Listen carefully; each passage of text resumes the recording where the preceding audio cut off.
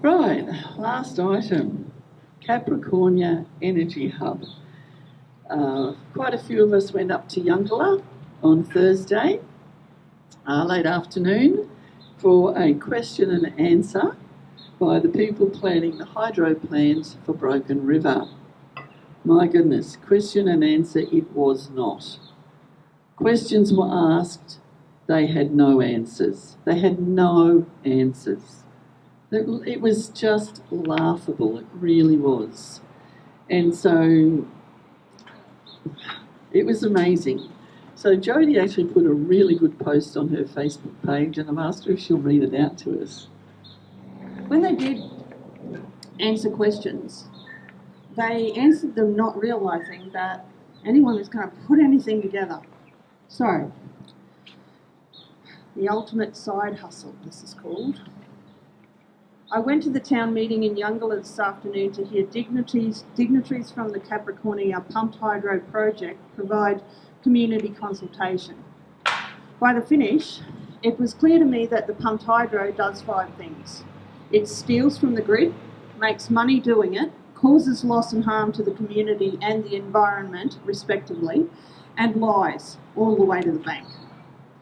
To power its turbines, the Capricornia pumped hydro project accesses energy directly from the power grid during the cheapest times. They were very certain to make sure we understood that. They said it over and over, during the cheapest times.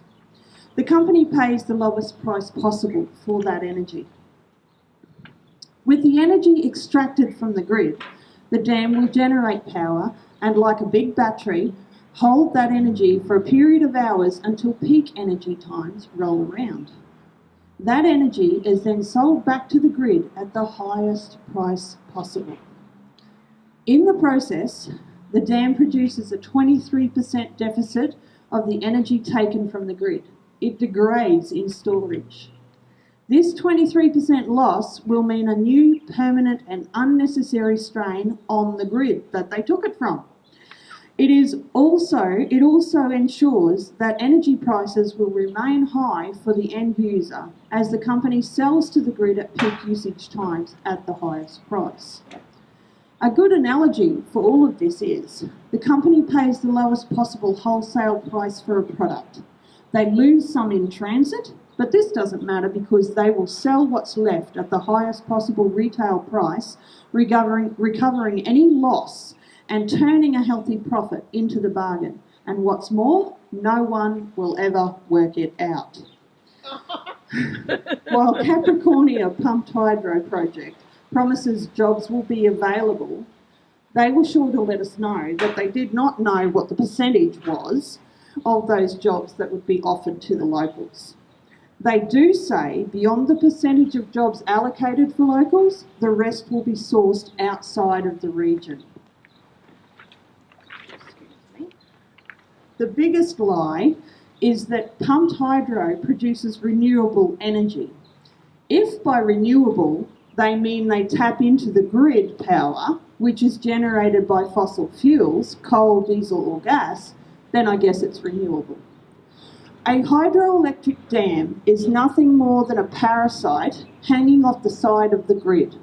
It will cause a loss to the energy grid, increase power bills and harm the community. It will tear up the country, causing irreparable damage during construction, destroy the native habitat of koalas, powerful owls, Yungala honeyeaters and more, to say nothing of the direct damage to the section of Broken River that they intend to build the project on. The best part is, the owners of this private enterprise will smile while doing it. Something else that I'd like to tell you, just because it's there, and I took them through this, asking several questions to find out the answer at the end. The trucks that they will use to remove the rock and rubble that they will blast use tyres, massive tyres.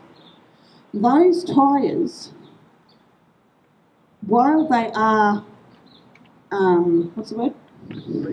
Recyclable, thank you. While they are recyclable, they don't. They don't, because those tyres, $20,000, $30,000 a pop, then cost an enormous amount of money to recycle, to transport off-site, to get them where they have to go. So what the mines do is they stockpile them. They don't get recycled. Mackay Recycling, they have not got the facilities to even do that. Nowhere in the world. So those tyres on those trucks that are going to be used, and he said hundreds, over the period of the 2 years that they say the construction stage will take, and tyres only last 6 months, by the way, those tyres will be put somewhere, probably in the ground. Thank you. Unreal. So, Jodie just puts things together so well. I love the way she thinks. And I just want to give a shout out to Steve at the Criterion Hotel in Finchhatton. Several of us called in there for dinner on the way home. Their pies are unreal. If you haven't had one, they're worth going out there for. But he was amazing. He had a real good chat with us, and it was fantastic. So a big shout out to you, Steve, and the Finchhatton pub. And again, we say, how does the government get away with what they're doing? People comply. People are stopping complying. People are now rising up. They are rising up in great numbers. Without violence, we don't need violence. We just simply refuse to comply. So again, what can I do? Said 26 million Australians. We can change our entire nation.